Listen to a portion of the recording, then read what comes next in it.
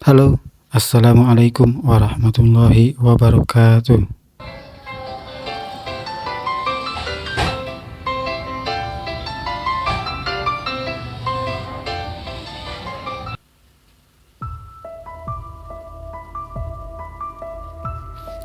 Seperti yang teman-teman dengar tadi, HP ini ada suara, tapi tidak ada tampilan. Nah, ini saat saya coba cas, dia tidak muncul apa-apa di layar. Padahal konsumsi arusnya masuk sebesar 1,2 ampere. Ini adalah Redmi Note 7. Sepintas saya melihat HP ini pernah dibongkar.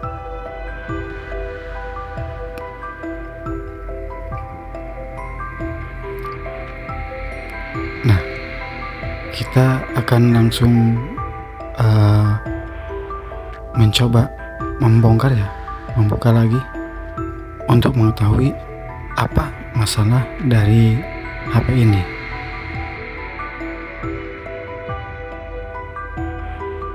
Nah, ini mudah teman-teman, karena ini bekas bongkaran juga ya. Namun tetap harus hati-hati karena ada fleksibel fingerprint. Jangan sampai putus. Pelan-pelan saja, walaupun terlihat mudah ya. Nah, ini sudah terbuka. Hati-hati, itu ada fleksibel fingerprint. Ternyata HP ini pernah ganti baterai ya teman-teman. Nah, ini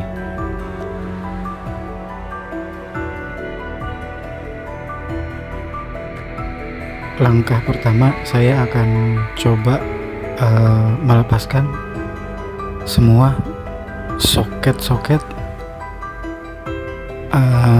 baterai, soket fleksibel LCD, dan juga fleksibel mainboard.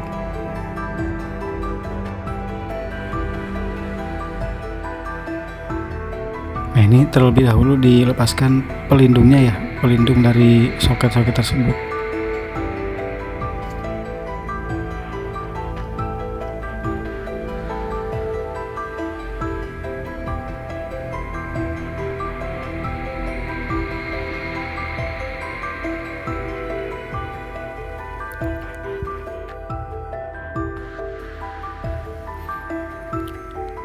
Kita cabut ya, siapa tahu ketika dipasang lagi nyala.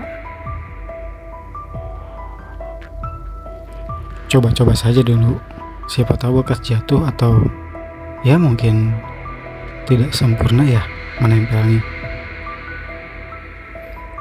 Nah, ini jika dirasa back covernya mengganggu, dicabut saja ya fleksibel fingerprintnya. Nah, dilepas seperti ini.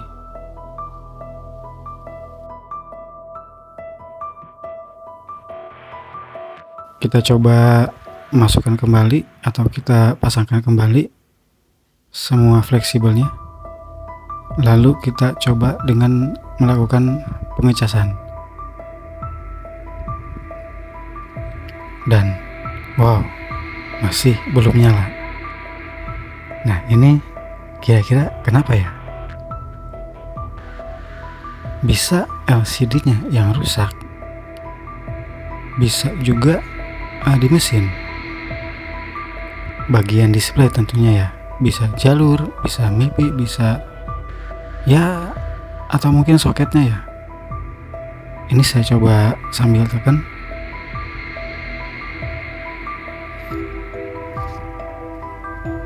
Dicoba lagi sambil ditekan soket fleksibel LCD, namun masih tetap tidak ada tampilan.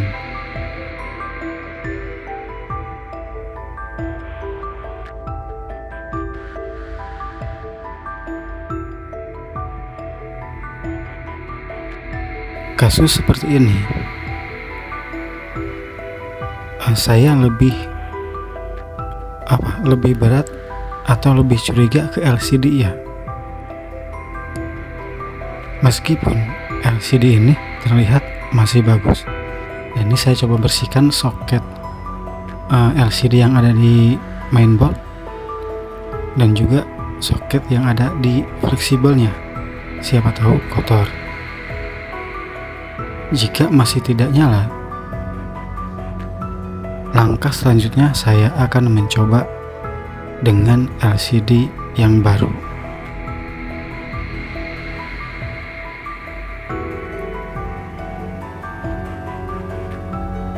Ini masih tetap tidak ada tampilan ya. Kemungkinan besar LCD yang rusak.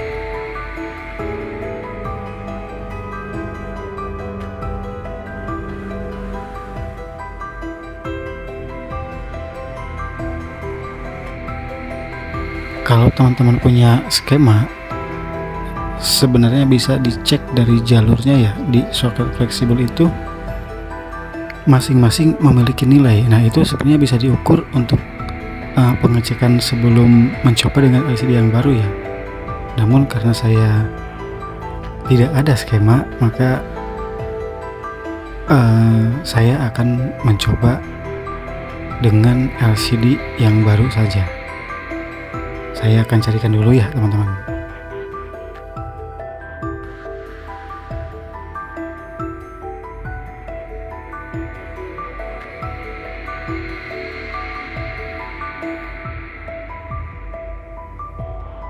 Nah, ini sepintas untuk soket fleksibel yang ada di mainboard ini bagus ya.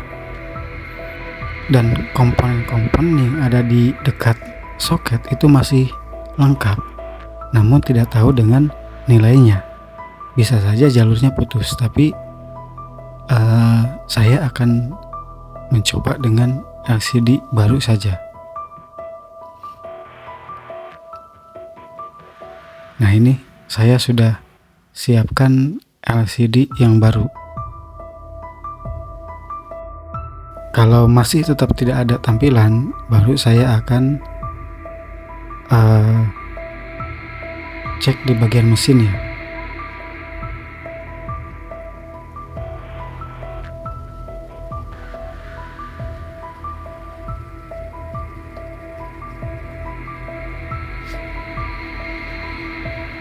Nah, ini saya coba nyalakan dan alhamdulillah nyala teman-teman. Berarti LCD bawaannya sudah rusak, meskipun terlihat masih mulus, meskipun tidak ada yang pecah. Namun hal ini sudah biasa terjadi ya.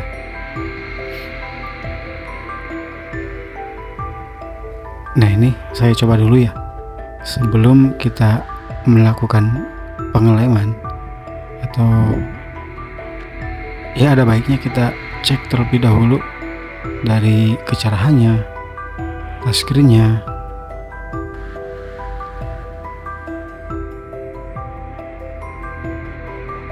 Nah, ini bagus teman-teman. Kecerahannya pun main ya.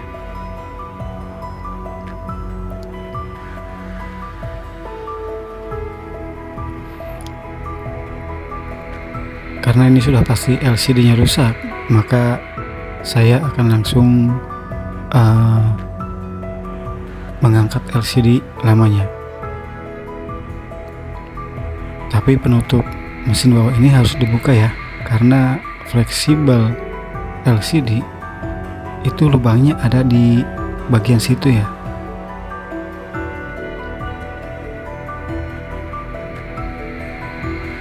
Nah, ini dia melewati sini. Dan ini LCD sudah tidak menempel di body atau di frame-nya. Jadi sudah sedikit terlepas. Ya, akhir-akhir ini saya sering mendapati kasus ganti LCD yang sudah terpisah sebenarnya.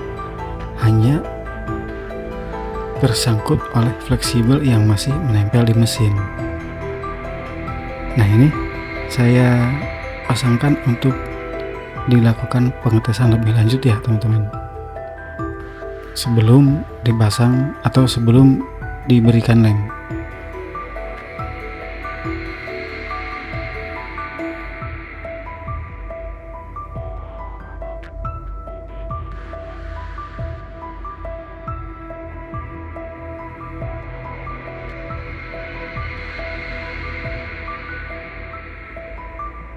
Ini salah satu merek LCD yang sering saya pakai. Jujur saya selalu puas menggunakan LCD ini. Bukan promosi, tapi ini salah satu yang paling sering saya pakai.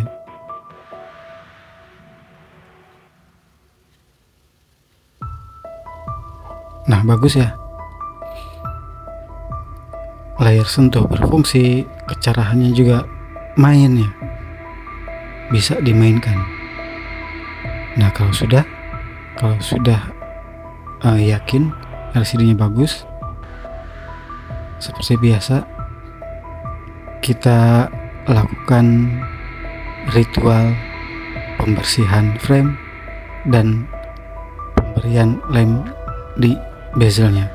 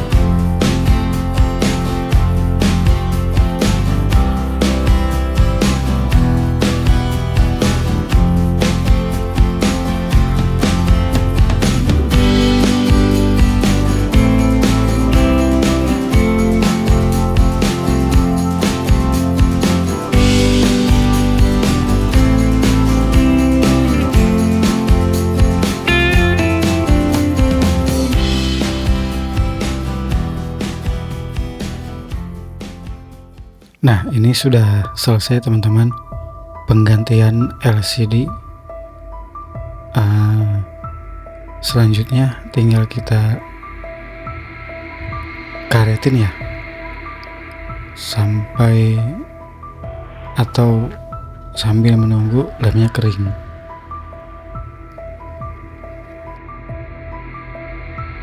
Untuk model backdoor seperti ini sebenarnya kita bisa melakukan pengeleman sekaligus atau pemasangan back covernya langsung, berbeda dengan tipe yang lainnya ya, yang pemasangan backdoornya biasanya nunggu lem LCD nya kering. Namun untuk tipe ini, model seperti ini, kita bisa langsung melakukan pengeleman dengan back covernya.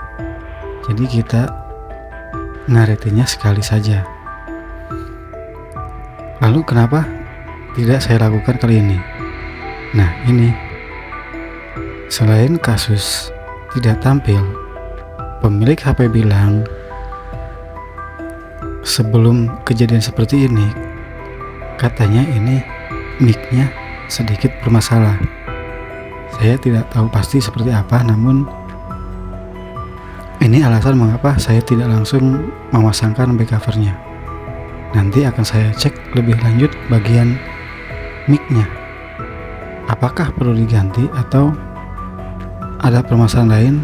Belum sempat saya tes tadi ya, nanti akan dicek lebih lanjut. Terima kasih teman-teman yang sudah menyaksikan video ini, semoga bermanfaat khususnya bagi para pemula seperti saya. Saya doakan semoga teman-teman selalu diberikan kesehatan, dipermudah segala urusannya, dan dimudahkan rezekinya. Amin. Assalamualaikum warahmatullahi wabarakatuh.